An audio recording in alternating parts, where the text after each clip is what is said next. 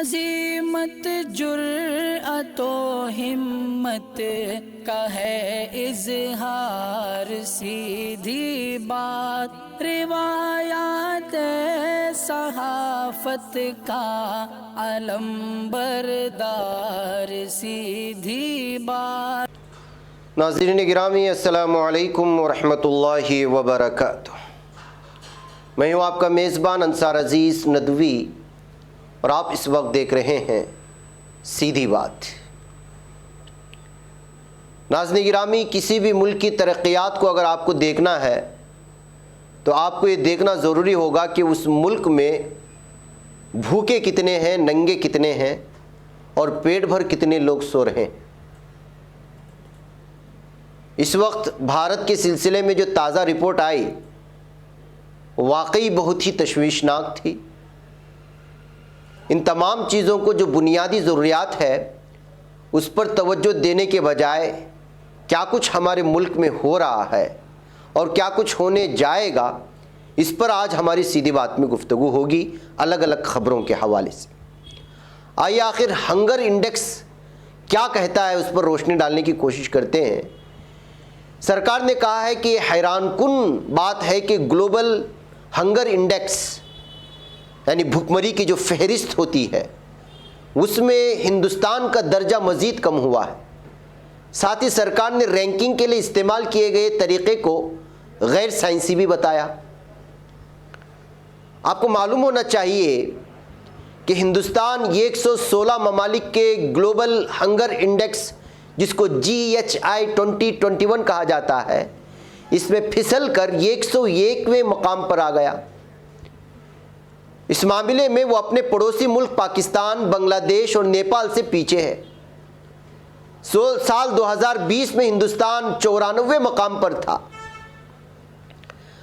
और इस रिपोर्ट पर संजीदा लेते हुए भारत की भुखमरी को ख़त्म करने के बजाय रद्द-ए-अमल देते हुए ख़वातीन और अतफ़ाल की तरक्की की वजारत ने कहा कि चौंकाने वाला है कि ग्लोबल हंगर इंडेक्स की रिपोर्ट 2021 ने ग़िज़ाई क़िल्लत की शिकार आबादी के तनासुब पर food and agriculture organization FAO के तखमीने की बुनियाद पर हिंदुस्तान के रैंक को कम कर दिया, जो ज़मीनी हकीकत और हक़ाइक़ से आ रही है। वजारत ने एक बयान में कहा कि इस रिपोर्ट की इशाअत एजेंसियों Concern Worldwide Welthungerhilfe ने रिपोर्ट जारी करने से पहले मुनासिब मेहनत नहीं की है। वजारत ने दावा किया कि FAO के ज़रिए इस्तेमाल किया जाने वाला तरीक़ा ये गैर साइंसी है, लेकिन अपोजिशन ने इसका जवाब दिया और बहुत सारे लोगों ने अलग अलग तर्ज से जवाब दिया और कहा कि क्या कुछ हुआ। कांग्रेस ने ग्लोबल हंगर इंडेक्स में हिंदुस्तान की रैंक में गिरावट को लेकर जुमा को मरकज़ी हुकूमत को निशाना बनाया और इल्ज़ाम लगाया कि इक़्तिदार में बैठे लोगों के भरोसे और कारकर्दगी पर सीधा सवाल है। पार्टी के तर्जुमान रणदीप सरजेवाला ने ट्वीट किया, अब भूखमरी में नए रिकॉर्ड, अगर मुल्क के लोग पेट भर खाना भी ना खा सके तो तख्त पर बैठे बादशाह के भरोसे और कारकर्दगी पर सीधा सवाल है, क्या कोई सुनेगा। राज्यसभा में कायदे हिज़्ब इख्तिलाफ मल्लिकार्जुन खड़गे ने कहा कि UPA की जानिब से भूख को ख़त्म करने के लिए की गई कोशिशों जैसे राइट टू फूड एक्ट में तरमीम की गई है और गरीबों को बेयारो मददगार छोड़ दिया गया है। उन्होंने कहा, हुकूमत हिंद को जल्दी अपनी नाकामियों को खुद ठीक करना होगा। कांग्रेस की सीनियर रहनुमा कपिल सिब्बल ने भी मरकज़ी हुकूमत को तनकीद का निशाना बनाया। उन्होंने सरकार पर तंज करते हुए कहा, मोदी जी को मुबारकबाद। नंबर 1 गरीबी, नंबर 2 भूख, नंबर 3 हिंदुस्तान को आलमी ताकत बनाना, नंबर 4 हमारी डिजिटल मईशत के लिए, 5 और भी बहुत कुछ। ग्लोबल हंगर इंडेक्स 2020 हिंदुस्तान 94वें मकाम पर है और 2021 हिंदुस्तान 101वें मकाम पर आ चुका है। इसके अलावा तर्जुमान अभिषेक मनु सिंघवी ने कहा, अब हम अपने पड़ोसियों बांग्लादेश, नेपाल और पाकिस्तान से भी बहुत पीछे आ चुके हैं। उन्होंने कहा, हमारे नए हरीफ Afghanistan, Nigeria, Papua New Guinea, Congo और वगैरह हैं। शुक्रिया मोदी जी। ये सब वो ममालिक हैं जहाँ सबसे ज़्यादा भुखमरी है। इसके अलावा लालू प्रसाद ने भी कहा कि मरकज़ी हुकूमत की गरीब मुखालिफ स्कीमों की वजह से हिंदुस्तान को इंडेक्स में 116 में से 101वां मकाम हासिल हुआ। उन्होंने ट्वीट किया, मरकज़ी हुकूमत की गरीब मुखालिफ पॉलिसियों की वजह से ग्लोबल हंगर इंडेक्स में हिंदुस्तान को 116 ममालिक में से 101वां मकाम मिला है। इस सतह पर हिंदुस्तान को अब सोमालिया जैसे मुल्क से मुकाबला करना होगा। कितनी शर्मनाक बात है। CPIM ने सरकार को निशाना बनाते हुए कहा कि मोदी सरकार की पॉलिसियां बुरी तरह नाकाम रही हैं और लोगों को भुगतना पड़ रहा है। ट्वीट्स में उन्होंने कहा कि मोदी सरकार की पॉलिसियां बुरी तरह नाकाम रही और लोगों को भुगतना पड़ रहा है। गैर मंसूबाबंद लॉकडाउन ने लोगों के दुख को और बढ़ा दिया। इस सच्चाई के बावजूद कि सरकारी गोदामों में अनाज सड़ रहा है, हिंदुस्तान ग्लोबल हंगर इंडेक्स में 101वें मकाम पर खिसक गया है। नाज़रीन गिरामी, भुखमरी का ये हाल है हिंदुस्तान में। लेकिन आपने क्या वो खबर सुनी जो हैदराबाद से आई? मैं आपको सुनाता हूँ। तेलंगाना हुकूमत ने याददारी मंदिर के टावर को सोने से मुज़य्यन करने के लिए रिज़र्व बैंक ऑफ इंडिया से 125 किलोग्राम खालिस सोना खरीदने का फैसला किया है। चीफ मिनिस्टर के चंद्रशेखर राव ने तिरुपति मंदिर की तरह याददारी को तरक्की देने का प्रोजेक्ट तैयार किया, जिस पर तकरीबन 1000 करोड़ रुपए खर्च किए जाएंगे। मंदिर का तरक्याती काम इख्तितामी मराहिल में है और तिरुपति की तरह याददारी मंदिर के मेन टावर को सोने से मुज़य्यन करने के लिए 125 किलो सोने की ज़रूरत पड़ेगी। चीफ मिनिस्टर ने रिज़र्व बैंक ऑफ इंडिया से खालिस सोने की खरीदी पर 60 से 65 करोड़ का तखमीना तैयार किया। ये रकम आवाम और अहले खैर अफराद से हासिल की जाएगी और दरकार रकम जमा हो जाने के बाद सोना खरीदा जाएगा। चीफ मिनिस्टर का ड्रीम प्रोजेक्ट आइंदा साल मार्च में आवाम के लिए खोल दिया जाएगा। इसी दौरान मुख्तलिफ सियासी कायदीन और सनतकारों ने याददारी मंदिर के लिए सोने के अतिया का भी ऐलान किया है। अब इसमें बहुत सारे इंजीनियर्स और अलग अलग नाम है, उसकी तफसीलात में मैं जाना नहीं चाहूँगा। लेकिन आप इससे पहले जो मैंने तबसरा किया भुखमरी का, वो और इस तस्वीर को आप सामने रखें और ख़ुद तबसरा करें और मुझे एक छोटे से ब्रेक की इजाज़त दें। ब्रेक के उस पार मैं कुछ और हक़ाइक़ सुनाऊँगा, उसके बाद ख़ुद आप हैरत में रह जाएंगे कि हम इसी भारत के वासी हैं जिस भारत में मंदिर के लिए सोना ख़रीदा जा रहा है, वो भी हज़ारों करोड़ का बजट के साथ, और वहीं पर हमारा हिंदुस्तान उस मकाम पर खिसक कर के आ जाता है कि सोमालिया से उसका जो है भुखमरी में मुआजना करने की कोशिश की जाती है। मुझे इजाज़त दें यहाँ पर।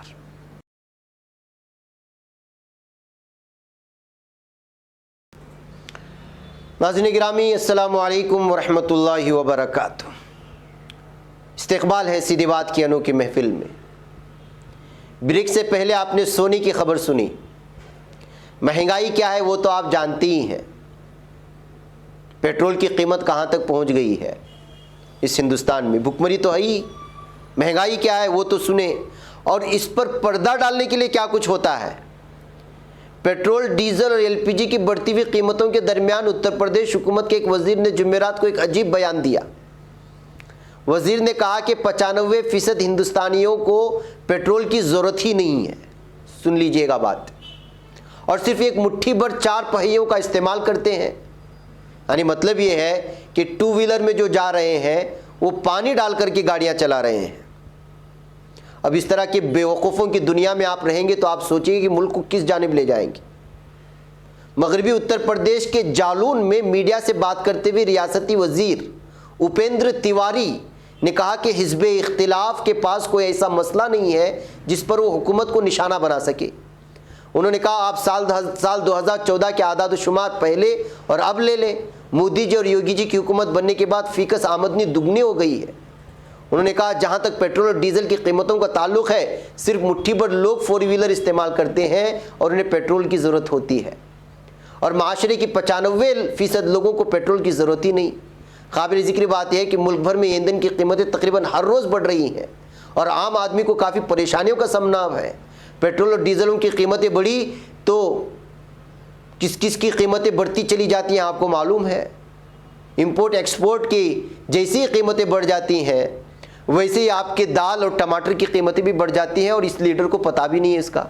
ये समझ रहे हैं कि सिर्फ जो है जो आवाम गाड़ियाँ चलाती हैं उसमें ही पेट्रोल डाला जाता है, उसी में डीजल डाला जाता है, इस वजह से लोग चिल्ला रहे हैं।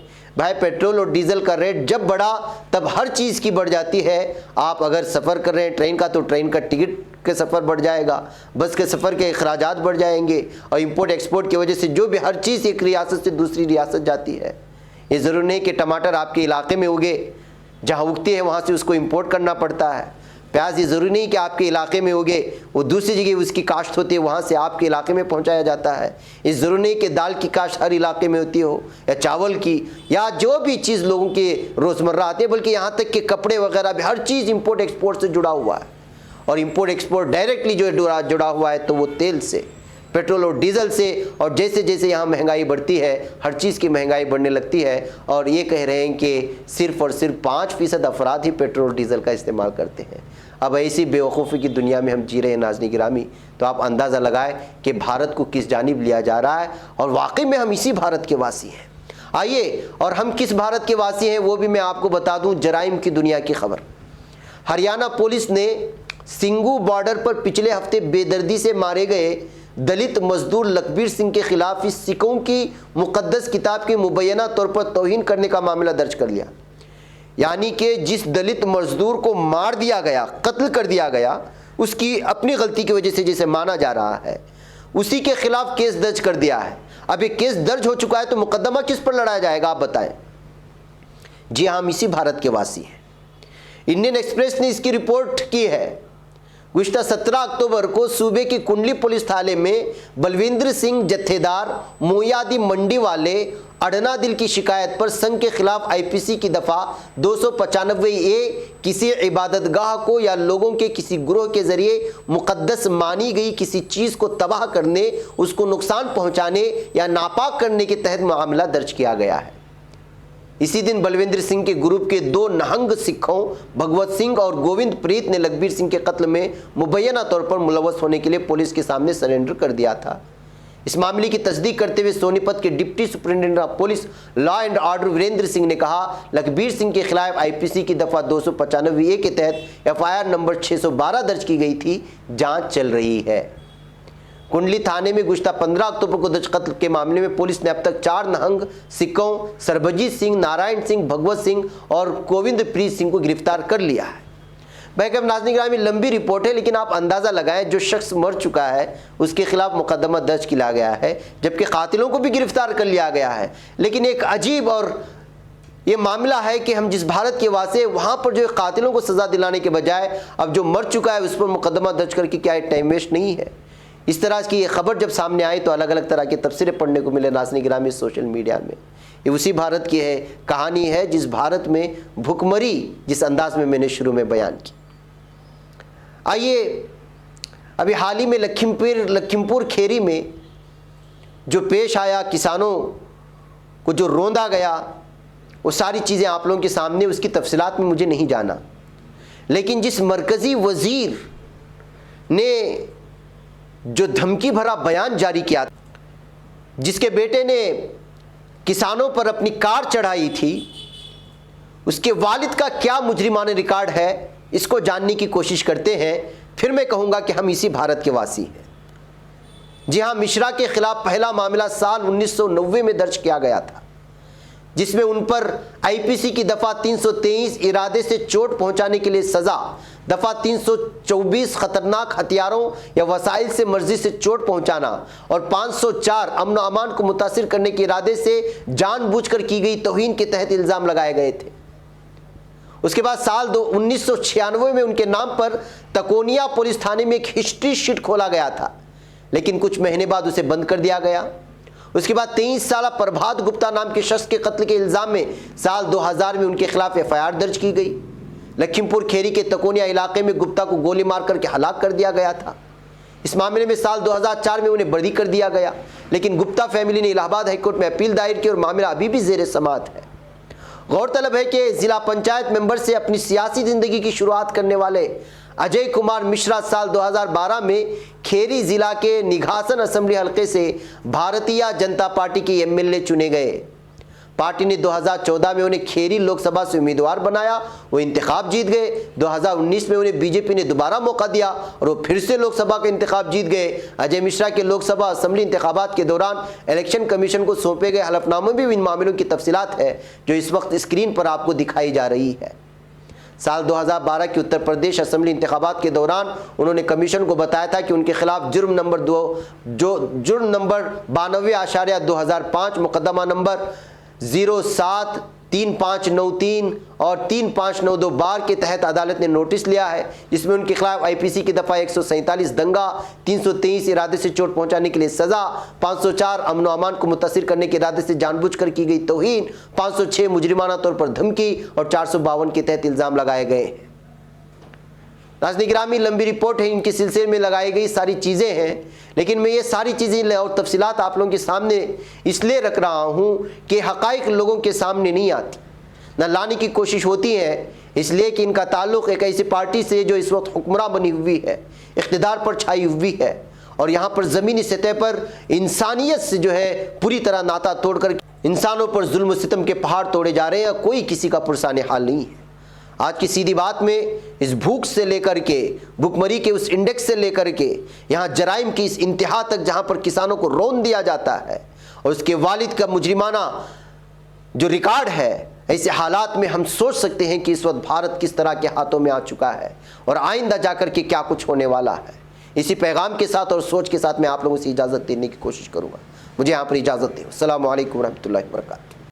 पढ़ने का तुमने भी अजब अंदाज पाया है, रवादारी के जज्बे ने भी तुम पे नाज पाया है।